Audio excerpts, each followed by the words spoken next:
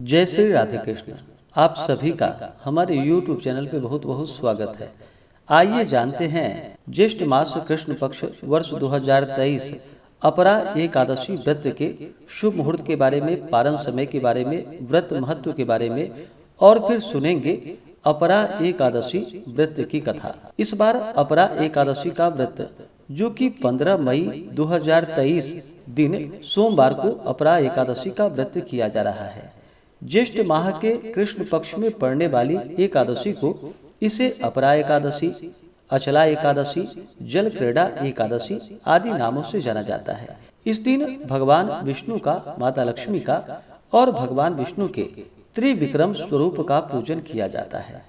जो भी भक्त सच्ची श्रद्धा के साथ, नियम और निष्ठा के साथ अपरा एकादशी का व्रत करते हैं तो धर्म शास्त्रों के अनुसार इस व्रत के प्रभाव से उनके सभी प्रकार के पापों का नाश होता है। यह एकादशी का व्रत करने से जो कि गर्भपात, ब्रह्म हत्या, राक्षस योनि, झूठ, बुराई व अन्य पापों से मुक्ति प्राप्त होती है। इस व्रत को करने से मनुष्य को तीनों पुष्करों में स्नान के समान, गंगा जी के तट पर पिंडदान के समान और कार्तिक मास में स्नान के समान, सूर्य ग्रहण, चंद्र ग्रहण में, कुरुक्षेत्र में यज्ञ, दान एवं स्नान के पुण्य के समान फलों की प्राप्ति होती है। जो व्यक्ति पूरे विधि विधान से अपरा एकादशी का व्रत करते हैं उन्हें सौभाग्य की प्राप्ति होती है, पापों से मुक्ति मिलती है तथा मृत्यु के बाद भगवान विष्णु के धाम को वह प्राप्त होते हैं। आप सभी भक्तों को अपरा एकादशी व्रत की ढेर सारी शुभकामनाएं। आप सभी के जीवन में भगवान विष्णु, माता लक्ष्मी की कृपा से आप सभी को सभी प्रकार के सुख और समृद्धि की प्राप्ति हो। जो भी एकादशी का व्रत करते हैं उन्हें एकादशी व्रत के लिए जो कि दशमी के दिन से ही व्रत में नियमों का पालन करना चाहिए। दशमी तिथि के दिन सूर्यास्त होने से पहले ही भोजन ग्रहण कर लेनी चाहिए और अपने दांतों को अच्छे तरह से साफ करके रात्रि ब्रह्मचर्य का पालन करते हुए एकादशी व्रत और भगवान विष्णु के नाम का स्मरण करते हुए सोना चाहिए। एकादशी तिथि के दिन सुबह उठ करके नित्य क्रियाओं से निवृत्त हो करके गंगा नदी में या घर के नहाने के पानी में थोड़ा सा गंगा जल मिला करके स्नान करके शुद्ध वस्त्र धारण करना चाहिए। व्रत का संकल्प लेना चाहिए और एकादशी तिथि के दिन जो कि दिन रात्रि उपवास रहते हुए भगवान विष्णु, माता लक्ष्मी और भगवान विष्णु के त्रिविक्रम स्वरूप का पंचोपचार या खोटसोपचार पूजन विधि के द्वारा पूरे विधि विधान के साथ पूजन करना चाहिए। जो उपवास नहीं रह पाते हैं वो एक समय फलाहार ग्रहण करें। इसी प्रकार से एकादशी के दिन शुद्ध और सात्विकता का पालन करते हुए रात्रि जागरण करते हुए समय को व्यतीत करनी चाहिए और द्वादशी तिथि के दिन सुबह उठ करके नित्य क्रियाओं से निवृत्त हो करके स्नान करके शुद्ध वस्त्र धारण करके भगवान का पूजन और आरती करें। फिर ब्राह्मणों को भोजन करवाएं, ब्राह्मणों को दान और दक्षिणा दे और समय के अनुसार व्रत का पारण करना चाहिए। इस बार अपरा एकादशी का व्रत जो कि 15 मई 2023 दिन सोमवार को किया जा रहा है। एकादशी तिथि प्रारंभ समय जो कि 14 मई 2023 दिन रविवार रात्रि 2:47 और एकादशी तिथि की समाप्ति होगी 15 मई 2023 दिन सोमवार रात्रि 1:05 पे। तो शुद्ध रूप से एकादशी व्रत के लिए जो कि 15 मई 2023 दिन सोमवार को सभी व्रत को धारण करेंगे और इस व्रत का पारण जो कि अगले दिन 16 मई 2023 दिन मंगलवार को व्रत का पारण किया जाएगा। पारण का समय वह समय सुबह 6:47 से सुबह 8:13 तक व्रत का पारण किया जाएगा। अपरा एकादशी व्रत का पारण जो कि तिलेन पारणम यानी कि तिल से व्रत का पारण है, यह संभव ना हो पाए तो आप तुलसी दल, जल या फल से व्रत का पारण करें। एकादशी तिथि के दिन सूर्योदय का जो समय होगा वह समय सुबह 5:14 और सूर्यास्त शाम 6:35। राहु काल का जो समय होगा वह समय सुबह 6:53 से सुबह 8:34 तक राहु काल का समय होगा 15 मई को और 16 मई को राहु काल का समय दोपहर 3:15 से शाम 4:55 तक होगा। राहु काल समय के दौरान कोई भी शुभ कार्य या पूजन आदि का कार्य नहीं करना चाहिए। इसे छोड़ करके ही आप शुभ कार्यों को करें या पूजन आदि का कार्य करें तो लाभकारी होगा। जो भी एकादशी का व्रत करते हैं उन्हें एकादशी व्रत के दौरान शुद्ध और सात्विकता का पालन करना चाहिए। किसी के ऊपर व्रत के दौरान क्रोध नहीं करनी चाहिए। अपने मन में किसी के प्रति ईर्ष्या या द्वेष का भाव नहीं लाना चाहिए। ब्रह्मचर्य का पालन करना चाहिए। तामसिक वस्तुओं का प्रयोग बिल्कुल भी नहीं करना चाहिए। धर्म का आचरण करते हुए रहना चाहिए। जहाँ तक हो सके दान पुण्यों का कार्य करना चाहिए। अपरा एकादशी व्रत के दिन इस दिन विशेष प्रकार से जल से भरा हुआ घड़ा दान का बड़ा ही विशेष महत्व माना गया है। अभी गर्मी का मौसम है तो इस दौरान ठंडी वस्तुओं का दान करें। विशेष प्रकार से अपरा एकादशी के व्रत में भगवान विष्णु को जो कि ककरी का भोग लगाए तो लाभकारी होगा। इसके बाद आप भगवान को जो कि ऋतु फल आदि अर्पित करें, दूध से बने हुए वस्तुओं का भोग लगाए तो लाभकारी होगा। तो आइए सुनते हैं ज्येष्ठ मास कृष्ण पक्ष अपरा एकादशी व्रत की कथा। अगर आप एकादशी व्रत के उपलक्ष्य में ब्राह्मण दक्षिणा, अन्नदान, वस्त्रदान आदि के लिए देना चाहते हो तो आप अपनी श्रद्धा और सामर्थ्य के अनुसार हमें डिस्क्रिप्शन में जाकर के वहां से गूगल पे, फोन पे या अकाउंट नंबर के माध्यम से आप अपने श्रद्धा और सामर्थ्य के अनुसार हमें ब्राह्मण दक्षिणा प्रदान कर सकते हैं। तो आइए सुनते हैं अपरा एकादशी व्रत की कथा।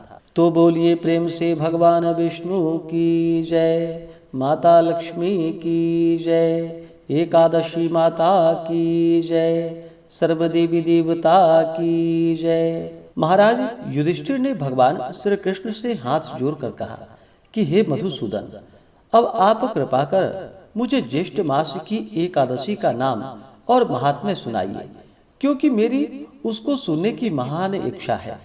पांडु नंदन के ऐसे वचन को सुनकर भगवान श्री कृष्ण ने कहा कि ज्येष्ठ माह के कृष्ण पक्ष की एकादशी का नाम अपरा है, क्योंकि यह अपार पापों को नष्ट करने वाली है। इस एकादशी का व्रत करने वाले को ब्रह्म हत्या, भ्रूण हत्या, गोत्र हत्या, मित्र हत्या, पर निंदा, पर स्त्री रमण का पाप तथा और भी अनेकों प्रकार के पाप नष्ट होते हैं। झूठी गवाही देने का पाप, झूठा चिकित्सक बन रोगियों को मारने का पाप तथा और भी अनेकों प्रकार के पाप अपरा एकादशी का व्रत करने से निसंदेह ही नष्ट हो जाते हैं। कार्तिक मास में पुष्कर में स्नान करने का जो पुण्य फल होता है एवं माघ मास में प्रयाग जी में त्रिवेणी स्नान एवं वेणी माधव के दर्शन करने का जो पुण्य फल होता है तथा फाल्गुन मास में शिवरात्रि व्रत करने एवं काशी में भगवान विश्वनाथ जी की दर्शन का जो पुण्य फल होता है, वह सब पुण्य फल एकमात्र अपरा एकादशी का व्रत करने से प्राप्त होता है। गया जाकर पितरों को पिंड दान करने का जो महान फल होता है एवं सिंहस्थ गुरु में गोमती स्नान का जो महान पुण्य फल होता है और कुंभ में केदार दर्शन का जो महान पुण्य फल होता है तथा स्वर्ण दान, अश्वदान, गजदान, भूमिदान, विद्यादान, अन्नदान, कन्यादान इत्यादि महादानों का जो फल होता है वह महान पुण्य फल केवल एकमात्र अपरा एकादशी का व्रत धारण करने से होता है। यह पाप रूपी वृक्षों को काटने के लिए अत्यंत ही पैनी कुल्हाड़ी है और कष्ट रूपी तृण समूह के लिए अग्नि और महान पाप रूपी अंधकार को नष्ट करने के लिए भगवान भुवन भास्कर का दिव्य प्रकाश है। कहने का तात्पर्य यह है कि अपरा के समान पापों को नष्ट करने वाला कोई भी पुण्य फल नहीं। अतएव पापों को नष्ट करने के लिए कल्पना करने वाले एवं अक्षय पुण्य फल को प्राप्त करने के लिए अपरा एकादशी का व्रत रखना अत्यंत आवश्यक है। अपरा की अवहेलना करने वाले प्राणियों को कहीं भी त्राण नहीं मिलता, उनका जीवन एकदम निरर्थक है। इसके विपरीत अपरा एकादशी का व्रत नियम पूर्वक धारण कर भगवान विष्णु की पूजा करने से सांसारिक सुखों की प्राप्ति के बाद अंतकाल में परलोक की प्राप्ति होती है। राजन, आप तो स्वयं सर्वव्यापक अंतर्यामी, जन मनोरंजन, दुख विभंजन आदि पुरुष हैं। आपको क्या, यह व्रत तो मैंने आपको लोकोपकार के लिए सुनाया है। इसके पढ़ने एवं सुनने से ही लोग पापों से मुक्ति पाकर विष्णु लोक में निवास करते हैं। प्राचीन काल में महिध्वज नामक धर्मात्मा राजा राज्य करता था। विधि की यह विडंबना देखिए कि उसी का छोटा भाई वज्रध्वज बड़ा ही क्रूर, अधर्मी तथा अन्यायी था। वह अपने बड़े भाई को अपना वैरी समझता था। उसने एक दिन अवसर पाकर अपने बड़े भाई राजा महिध्वज की हत्या कर दी और उसके मृत शरीर को जंगल में पीपल के वृक्ष के नीचे गाड़ दिया। राजा की आत्मा पीपल पर वास करने लगी और आने जाने वाले को सताने लगी। अकस्मात एक दिन धौम्य ऋषि उधर से निकले। उन्होंने तपोबल से प्रेत के उत्पात का कारण तथा उसके जीवन वृतांत को समझा। ऋषि महोदय ने प्रसन्न होकर प्रेत को पीपल के वृक्ष से उतारकर परलोक विद्या का उपदेश दिया। अंत में ऋषि से प्रेत योनि की मुक्ति पाने के लिए अचला यानी कि अपरा एकादशी का व्रत करने को कहा। यह एकादशी का व्रत करने से राजा दिव्य शरीर धारण कर स्वर्गलोक को चला गया। इस प्रकार से जो भी सच्ची श्रद्धा के साथ अपरा एकादशी का व्रत करते हैं उनके सभी प्रकार के पापों का नाश होता है। तो बोलिए प्रेम से भगवान विष्णु की जय, माता लक्ष्मी की जय, एकादशी माता की जय, भगवान श्री कृष्ण की जय, सर्वदेवी देवता की जय। तो आशा करता हूँ कि यह जानकारी आपको अच्छा लगा हो। अगर आप विशेष प्रकार से एकादशी व्रत के पूजन विधि के बारे में जानना चाहते हो तो उसका वीडियो हमारे चैनल पे अपलोड है। आप हमारे चैनल पे जा करके या हमारे वीडियो के एंड स्क्रीन में भी वीडियो का लिंक दिया गया है, आप उसके माध्यम से जानकारियाँ को प्राप्त कर सकते हैं।